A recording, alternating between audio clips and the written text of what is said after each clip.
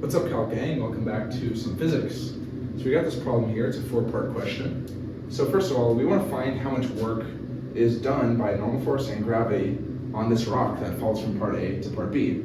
So it's in this kind of half-circle bowl, and it's going to roll from A to point B. And then during that time that it rolls, it's going to lose 0.22 joules due to friction. So first of all, let's just start with part A, right? We're falling this much distance. So let's look at normal force. So the equation for work, or one of the equations for work, is equal to force times distance times cosine of theta. So when we're looking at normal force, our force is just going to be force normal. Distance is going to be the distance traveled, so it's going to be the distance from here to here. And then cosine of theta is going to be the angle between motion and force.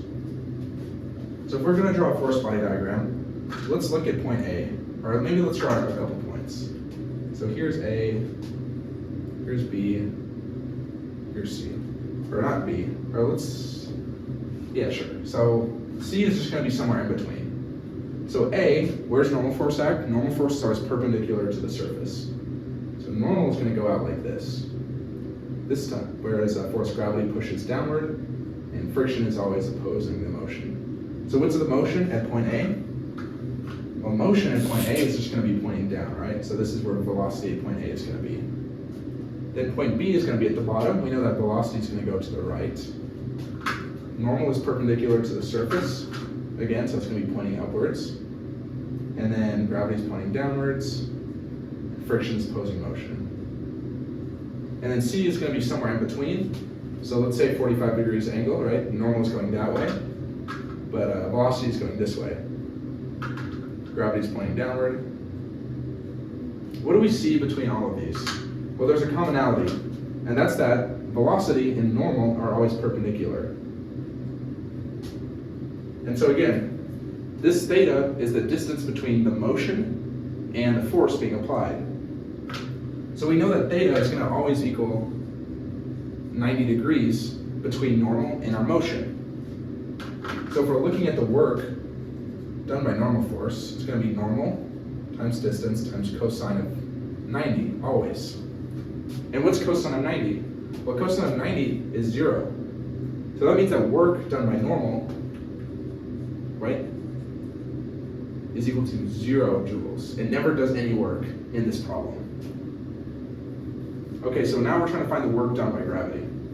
So differently, gravity actually does apply work, because if you think about it, gravity is what's pulling the ball downward, so it has to be doing some work. And so work is equal to the change in energy. This is an equation you should know. Work is equal to the change in energy.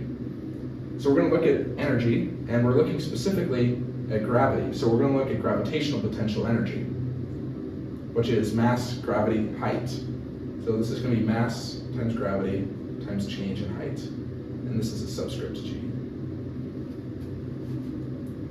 So what is mass? Well, mass is 0.20, gravity is 9.8, and height is how far down the ball goes.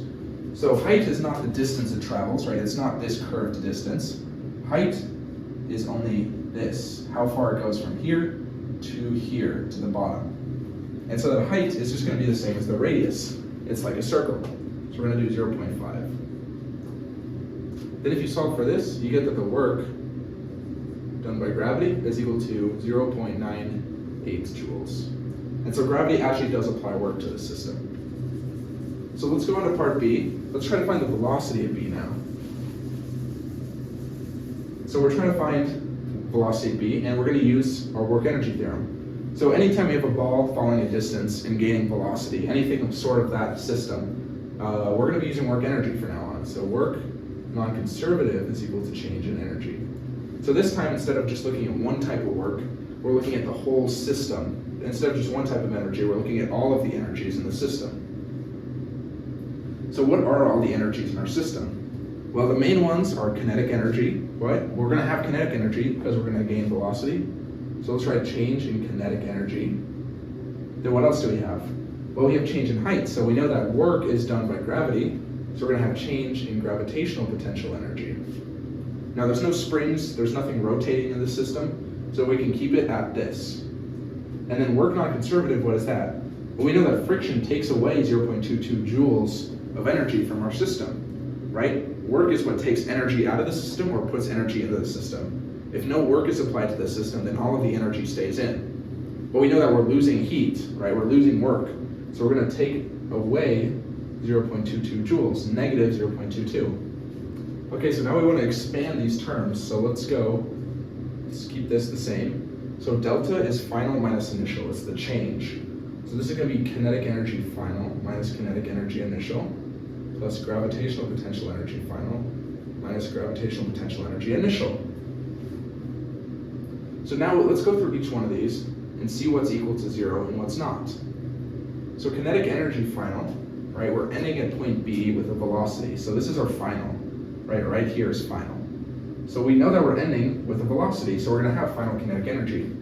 However, we're starting at A with no velocity. We're starting without any energy, without any kinetic energy, that is. So we're having no kinetic energy because we have no velocity at point A. Gravitational potential energy final, that's at point B. So we've gone down in distance, so we've lost our gravitational potential energy.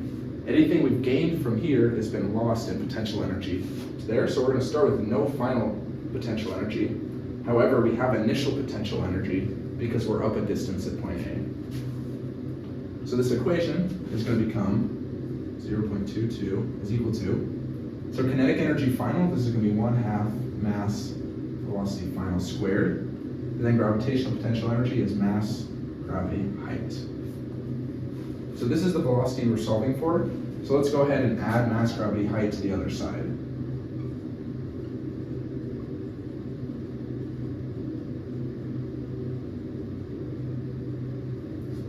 Okay, so what do we do here? Well, we've already solved mass gravity height.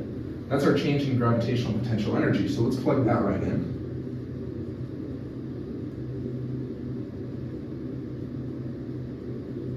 Now what's our mass? 0.20, and then velocity final squared. So what's going to happen here? Well, we're going to basically divide, so let's see if I can do this math in my head. So this is going to become 0.76, and this is going to become 0.1 v final squared. So when we divide by that, we're going to get instead 7.6 is equal to velocity final squared. Then we're going to take the square root of both sides, right? Then we're going to get that velocity final is 2.8 meters a second. So we went through this whole work energy formula just to find velocity final. So we can go here, V velocity is equal to 2.8 meters per second. So now for part C, we're going to find which force or forces are constant. So I'm going to keep that up there. So remember we did those force body diagrams earlier. So let's just try to imagine what's happening. So force of gravity, right? Force of gravity is a force that always acts on us at Earth.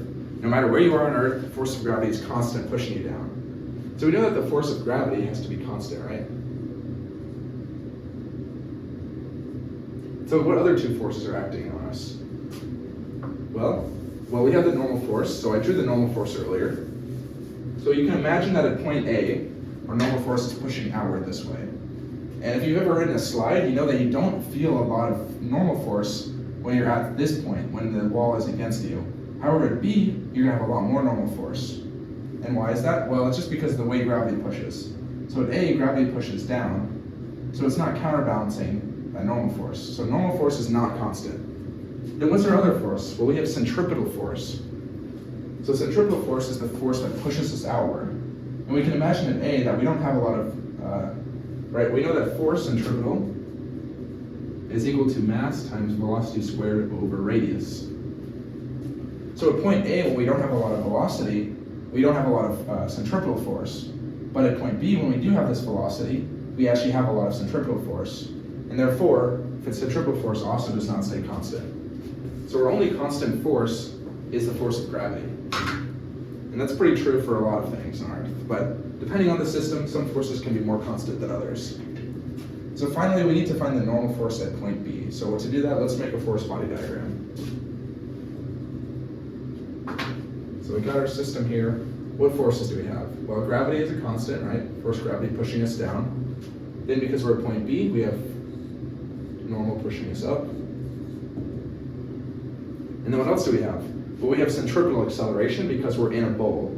So centripetal acceleration is what pushes you outward, right? If you're in a swing, it's what pushes you down. So we're going to label this force centripetal. So what do we know about the sum of the forces in the y? Well, because we're in a circle, our centripetal force is going to be acting in the y direction. So we can say sum of the forces in the y is equal to mass times acceleration centripetal. And so now we just need to sum up the forces. So the sum of the forces are normal minus force of gravity, and that's equal to mass times acceleration centripetal. So now what are we solving for? We're solving for the normal force, so let's go ahead and subtract by force of gravity. So normal is equal to mass acceleration centripetal plus force of gravity. Now let's expand this equation. We know that, right, we said earlier that force centripetal is equal to mass times velocity squared over radius, right? That's what acceleration centripetal is equal to. And then we're going to add that to mass times gravity. Okay, so then let's just plug in our numbers. So we know that the mass is equal to 0.2. And we know the velocity at this point, that's what we solved for, is 2.8. And the radius at this point is 0.5, right? Because we're in the bowl of a radius of 0.5. Then we're going to add that to just mass times gravity, which is 0.20 times 9.81. Then from here, you just get that normal is equal to 5.1 newtons. And that's our final answer for part D. So there we go, I solved this whole physics problem. Right? It's pretty tricky, it's a bit long, but hopefully you guys stuck with me through the end. If you need more help with that work energy formula, I've got a whole lot of problems on that on my channel. Check out my playlist.